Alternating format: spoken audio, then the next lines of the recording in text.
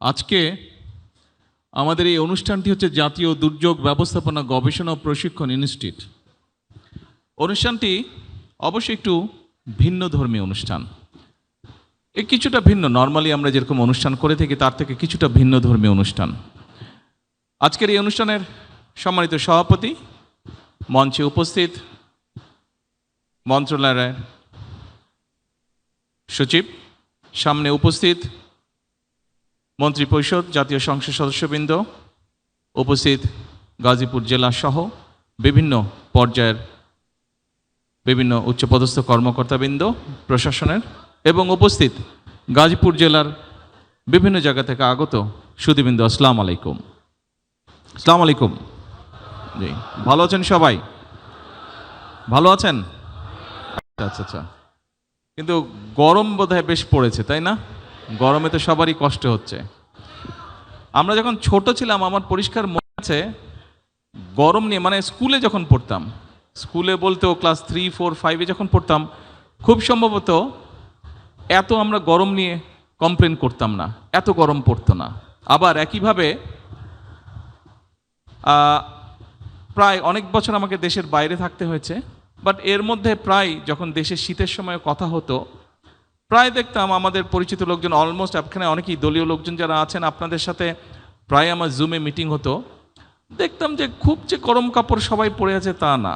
অনেককেই শুনতাম শীত পড়েই নাই, ডিসেম্বর জানুয়ারি মাসেও বলতো শীত পড়ে নাই, অর্থাৎ জানুয়ারি মাসে প্রথম সপ্তাহে বা দ্বিতীয় সপ্তাহ দিকে বলতো যে মাঝে মাঝে একটু শীত পড়েছে, অর্থাৎ শীতও তেমন পড়ে না। পরিষ্কার আমার মনে আছে, আমরা যখন স্কুলে পড়তাম, আমি যখন স্কুলে ছিলাম, তখন 26শে মার্চের যেই স্কুলে প্রোগ্রাম হতো, স্বাভাবিক আপনারা নিশ্চয়ই অনেকেই করেছেন, 26শে মার্চ আসে স্কুলে একটা সাংস্কৃতিক অনুষ্ঠান হতো। আমার পরিষ্কার মনে আছে 26শে মার্চের প্রোগ্রামে যখন রিহার্সেল দিতাম স্কুলে, সেই সময় কিন্তু সোয়েটার পরে থাকতাম, শীত থাকতো। মানে আমার বয়সী যারা আছেন তাদের নিশ্চয়ই এরকম এখানে মনে আছে এরকম বিষয়টি।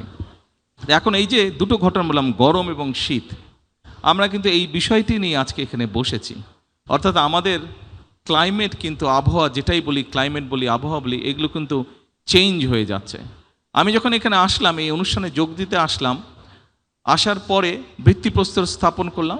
ভিত্তিপ্রস্তর স্থাপনের পরে আরও দুটো কাজ করেছি। একটি হচ্ছে একটি তাল গাছের চারা রোপণ করেছি, এবং একই সাথে একটি পুকুরে মাছ ছেড়েছি, পুকুরটা আপনারাও দেখেছেন। আর একই সাথে আরেকটি ছোট্ট অনুষ্ঠান হয়েছে, যেই এখানে স্থাপনা তৈরি হবে, সেই স্থাপনা কেমনভাবে হবে, কী হবে, এখানে আর্কিটেক্ট সাহেব আছেন, উনিও বোঝালেন, এবং আবহাওয়ার সাথে সামঞ্জস্য রেখে এই বিল্ডিংটাকে ওনারা ডিজাইন করছেন। এখন এই যেই জায়গাটা করছি, আপনারা এই যেই জায়গাটা আজকে আমরা দাঁড়িয়ে আছি, আমি আসার সময় দেখলাম একটা জায়গায় বালির উপরে একটা ডিঙি নৌকার মতন বেশ বড় একটা নৌকা পড়ে আছে, নিশ্চয়ই আপনারাও দেখেছেন, একটা টার্নিংয়ের ওখানে। আচ্ছা, ওটা দেখে আমার ধারণা হলো, আমি ধারণা করতে পারি, এবং এলাকাটাকে ধারণা হলো, খুব সম্ভবত 20-25 বছর আগে এখানে মাটি ছিল না, এখানে পানি ছিল এই জায়গায়। এই যে এখানে আমাদের গাজীপুরের মেয়র সাহেব এখানে, উনিও মাথা নাড়ছেন যে এখানে পানি ছিল। মনে হয় ছোটোবেলায় ওনারা এখানে সাঁতার টাতার কেটেছেন, এই যে রনিও বলছে এখানে নদী ছিল এখানে।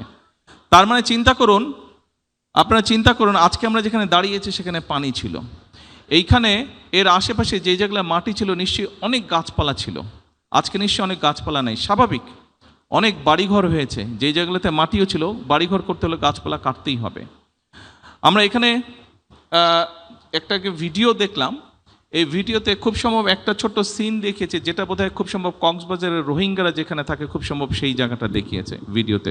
আমার দেখে যতটুকু, আমি যাইনি, বাট দেখে যতটুকু মনে হলো অন্য ছবি দেখে, রোহিঙ্গারা যেখানে আছে, প্রায় 10 লক্ষেরও বেশি রোহিঙ্গা আছে ওখানে, 1.3 মিলিয়নের মতন, মানে প্রায় 13 লক্ষের কাছাকাছি রোহিঙ্গা আছে এত বড় এরিয়াতে।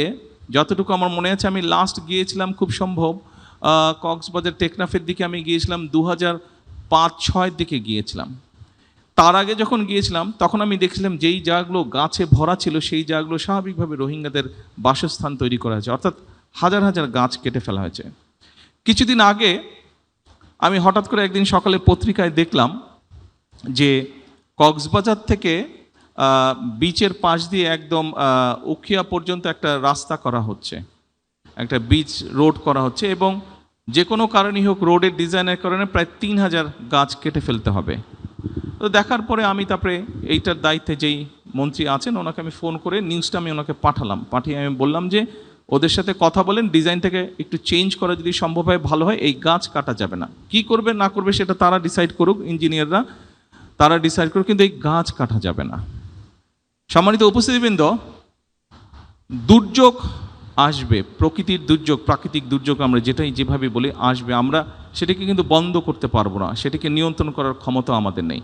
কিন্তু এই যে আমি কয়েকটা কথা বললাম, এখানে বেশ কয়েকটি কথা আছে। অর্থাৎ আজকে কেন এই জায়গাটা যেখানে পানি ছিল এখানে মাটি ভরতে হলো, এখানে অফিস আদালত হচ্ছে, স্কুল কলেজ হচ্ছে, হাসপাতাল হচ্ছে, বাসস্থান তৈরি হচ্ছে। অর্থাৎ আমাদের জনসংখ্যা বাড়ছে, এই জনসংখ্যা একদিকে যেমন বাড়ছে, তাদের বাসস্থানের প্রয়োজন। আরেকটা জিনিস খেয়াল করে দেখবেন খুবই জরুরি, সেটি হচ্ছে বাসস্থান তৈরির সাথে সাথে মানুষের স্কুল কলেজ সব কিছু তৈরি হওয়ার সাথে সাথে কিন্তু ফসলি জমির পরিমাণও করছে। বাংলাদেশ একটি জনবহুল দেশ, যেমন দুর্যোগ প্রবণ একটি এলাকা, ঠিক একইভাবে একটি জনবহুল দেশ। কাজে আমাদেরকে অল্প একটু দুর্যোগ হলেই কিন্তু মানুষ ক্ষতিগ্রস্ত হয়, অল্প একটু দুর্যোগ হলেই কিন্তু আমাদের ফসল হানি হয়, আমাদের গবাদি পশু নষ্ট হয়। সেই জন্য আজকের এই অনুষ্ঠানটির মূল যে লক্ষ্য বা বিষয়টি সেটি হচ্ছে আমার ধারণা দুটি। এক, এখানে যেটা শুনেছি আমি, যেটা জানি, যে এই প্রতিষ্ঠানটি তৈরি হওয়ার পরে এখানে আমাদের ক্লাইমেট বা আবহাওয়া যে চেঞ্জ হচ্ছে সেইটি সম্পর্কে রিসার্চ করা, কিভাবে এই বিষয়গুলোকে আমরা ট্যাকেল করব। অ্যাট দ্য সেম টাইম সেটি ভূমিকম্প হোক, সেটি অন্য জলোচ্ছ্বাস হোক, যেটি হোক, সেখান থেকে আমরা কিভাবে আমাদের সম্পদ এবং মানুষকে আমরা রক্ষা করব।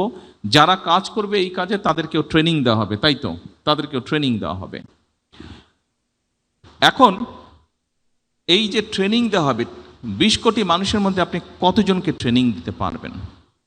আমি কিছুদিন আগে ভূমিকম্পের বিষয়, বাংলাদেশে গত কয়েক মাসে বেশ অনেকগুলো ভূমিকম্প হয়েছে, আলহামদুলিল্লাহ, আল্লাহর রহমত, যে ভূমিকম্প এমন পর্যায়ে যায়নি যেখানে প্রাণহানি ঘটতে পারে। কিছু ইনজুরি হয়েছে, ছোটোখাটো হয়তো হয়েছে, কিন্তু ম্যাসিভ আকারে কিছু নেই। আল্লাহর কাছে হাজারো লক্ষ কোটি শুকরিয়া। এই যে ভূমিকম্প হচ্ছে, এটির একটি অন্যতম কারণ হচ্ছে গুলশান এলাকায়, ক্যান্টনমেন্ট এলাকায়, এই যে এলাকাটি, এখানে আমার পরিষ্কার মনে আছে, ছোটবেলায় দেখেছি যে 50 ফিট গেলে, 50 ফিটও যাওয়া লাগতো না, 20-25 ফিট গেলেই বা 15 ফিট গেলেই পানি বের হতো। এখন আমি শুনেছি সেখানে প্রায় 600-700 ফিট নিচে যেতে হয় পানি পাওয়ার জন্য। এবং এটি আপনারা এখানে অনেকেই আছেন হয়তো কম বেশি ডাইরেক্টলি না হলে ইনডাইরেক্টলি কৃষিকাজের সাথে জড়িত, আপনারা এই খবরটা আপনারা জানেন। 20 কোটি লোকের ফসল উৎপাদনের জন্য আমাদের কৃষকরা সারা বাংলাদেশে তারা এই যে গভীর নলকূপের মাধ্যমে পানি তুলছে। তার ফলে যেটি হচ্ছে, নিচে থেকে আস্তে আস্তে শূন্য হয়ে যাচ্ছে। খুব স্বাভাবিক, নিচটা যখন শূন্য হবে উপর থেকে সেটি ধসে পড়বে, তাই নয় কি? এটি তো স্বাভাবিক ব্যাপার, এটি স্বাভাবিক ব্যাপার। আপনি নিশ্চয়ই জানেন এবং সকলে খেয়াল করেছেন, সকলে শুনেছেন, অনেকবার শুনেছেন। আমরা আমাদের নির্বাচনী যে ম্যানিফেস্টো ছিল, নির্বাচনী যে মিটিং ছিল, বিভিন্ন বিষয় ছিল, সেখানে আমরা উল্লেখ করেছি যে আমরা খাল খনন কর্মসূচি শুরু করব। আমরা সরকার গঠন করেছি আলহামদুলিল্লাহ, এবং আমরা সেই প্রতিষ্ঠিত খাল খনন কর্মসূচি শুরু করেছি।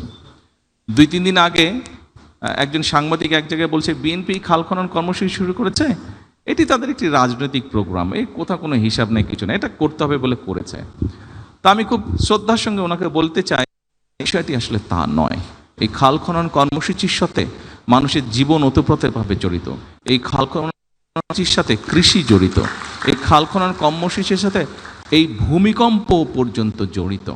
বিশেষ করে বর্ষার সময় যে অতিরিক্ত পানি আসে সেটিকে যদি আমরা ছড়িয়েও দেই, মিনিমাম 20 বছর আরও লাগবে সেই যে শূন্যস্থান পূরণ হতে, অর্থাৎ মোটামুটিভাবে রিচার্জ হতে 20 বছর সময় লাগবে। 20 বছরে আপনার জনসংখ্যা আরও বাড়বে, আপনার খাদ্য উৎপাদন আরও আমাদেরকে বাড়াতে হবে। কাজেই আমাদেরকে কোনোভাবেই ভূগর্ভস্থ পানি ব্যবহার করা বোধহয় আমাদের জন্য বিপদজনক হয়ে যাচ্ছে, এবং এটিও কিন্তু দুর্যোগের সাথে সম্পর্কিত। যেভাবেই হোক আমাদেরকে খাল খনন কর্মসূচি শুরু করতে হবে। আপনারা নিশ্চিত পত্রিকায় দেখেছেন, কয়েকদিন আগে আমরা একটি সিদ্ধান্ত নিয়েছি যে আমাদের উত্তর অঞ্চল, দক্ষিণ অঞ্চলে, বিশেষ করে রাজশাহীতে আমরা পদ্মা নদীর সাথে পদ্মা ব্যারাজ তৈরি করব। আমরা যেখানে পদ্মা ব্যারাজ এই জন্য আমরা তৈরি করব যে সীমান্তের ওপারে তারা ব্যারাজ তৈরি করা, বাঁধ তৈরি করার মাধ্যমে বিভিন্নভাবে পানি তারা নিচ্ছে, কিন্তু আমাদের কাছে যেই পানিটি আসছে শুকনো মৌসুমে হয়তো আমরা কম পাচ্ছি, যার ফলে যেটা হচ্ছে নদীতে পানির স্রোত কমে যাওয়ার ফলে অনেক সমস্যা হচ্ছে।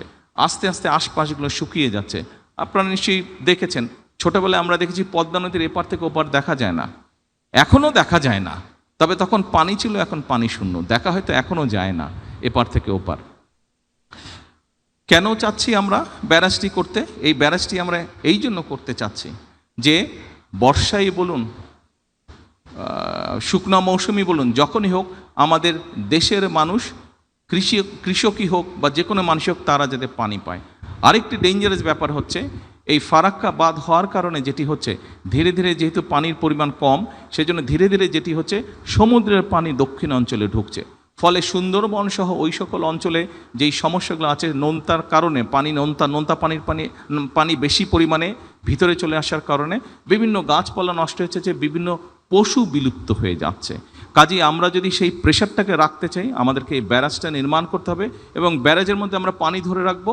যখন বাড়তি পানি, বর্ষার মৌসুমে যেই পানিটা আসে, সেই পানিটি আমরা ধরে রাখতে পারবো, যাতে করে সেই পানিটি আমরা আমাদের মানুষের জন্য কাজে ব্যবহার করতে পারি, সেই পানিটিকে আমরা আরও যাবতীয় কাজে ব্যবহার করতে পারি।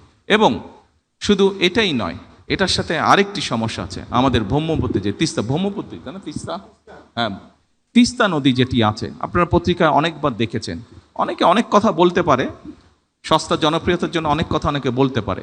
তবে আপনাদের সকলের সামনে আজকে আমি পরিষ্কার একটি কথা বলে যাই, ইনশাল্লাহ এই বিএনপি সরকার পদ্মা ব্যারেজের কাজেও হাত দেবে, ইনশাল্লাহ তিস্তা ব্যারেজের কাজে হাত দেবে। যারা বিভিন্ন বড় বড় কথা বলছে, তাদের দৃশ্যে পরিষ্কারভাবে বলতে চাই, এই যে আজকে এখানে দুর্যোগ মন্ত্রী বসে আছেন, এই লোকটার নেতৃত্বেই তিস্তায় বিএনপি কর্মসূচি পালন করেছে, যা বাংলাদেশে অন্য কোনো রাজনৈতিক দল করে নাই। তারা হয়তো বড় বড় কথা বলেছে, গরম গরম কথা বলেছে, কিন্তু কাজ যদি কেউ করে থাকে, ডেলিভারি যদি কেউ করে থাকে, পরিস্থিতি যদি কেউ তৈরি করে থাকে, সেটা বিএনপি করেছে। ইনশাল্লাহ বিএনপি সেটা করবে। এখন উপস্থিতিবৃন্দ, যেই কথাটা আমি বলেছি, দুর্যোগ আমরা থামাতে পারবো না, কিন্তু আমরা যেটা করতে পারি, আমরা দুর্যোগ সম্পর্কে মানুষকে ওয়াকিফাল করতে পারি। আমরা যেটা করতে পারি, আমরা মানুষকে সচেতন করতে পারি। আজকে এই অনুষ্ঠানের একটি শপথ হওয়া উচিত, আমরা শুধু মানুষকে সচেতনই করব না, আমরা নিজেরাও সচেতন হব। কারণ যেহেতু আমরা দুর্যোগকে থামাতে পারবো না, আসুন দুর্যোগ কোনোটি হলে কিভাবে আমরা মানুষ এবং সম্পদকে রক্ষা করতে পারি, কিভাবে ক্ষয়ক্ষতি কমাতে পারি, নিজেকে কিভাবে রক্ষা করতে পারি, আরেকজনকে কিভাবে রক্ষা করতে পারি, কিভাবে মানুষের সম্পদ রক্ষা করতে পারি, আসুন সেটিই হোক আমাদের আজকের এই অনুষ্ঠানের শপথ। কারণ আমরা একটি গরিব দেশ, এই গরিব দেশে আমাদের সম্পদ কম। আমরা যদি সম্পদকে রক্ষা করতে পারি, আমরা যদি আমাদের সম্পদকে সঠিকভাবে দেশ এবং মানুষের জন্য কাজে ব্যবহার করতে পারি, ধীরে ধীরে আমরা অন্য একটি উন্নত দেশের মতন গড়ে উঠতে পারবো। কিন্তু সম্পদ যদি নষ্ট হয়ে যায়, আমাদের অবহেলার কারণে, আমাদের অজ্ঞতার কারণে যদি সম্পদ নষ্ট হয়ে যায়, তাহলে মানসিক কষ্টই বাড়বে, মানুষই দুর্ভোগের শিকার হবে। আসুন আমরা আজকে এখানে শপথ গ্রহণ করি, আমরা নিজেরা সচেতন হব, অন্যকে সচেতন করব, পরিবেশকে আমাদের রক্ষা করতে হবে। আমরা খাল খনন করি, আমরা বৃক্ষরোপণ করি, আমরা পানি নষ্ট আমরা কম করি, যেভাবেই হোক প্রকৃতি যেভাবে ঠিক থাকতে পারবে, প্রকৃতিকে যত কম ডিস্টার্ব করা যায়, আমরা সেই কাজটা ইনশাল্লাহ করব।